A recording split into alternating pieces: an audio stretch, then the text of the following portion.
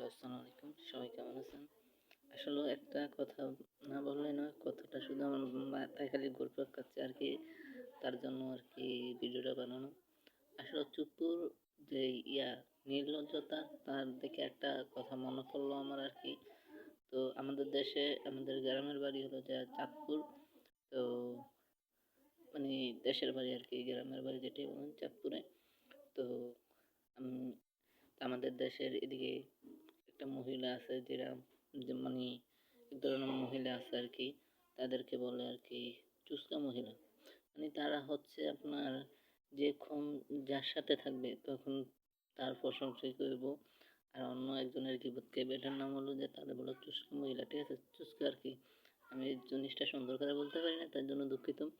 তো আর এই চুপ্পুর সাথে কিন্তু চুস্কা কথাটা খুব মিল আছে, তাই জন্য ওর সাথে জিনিসটা খুব খাপ খাওয়ায়ে খেয়ে গেছে আর কি।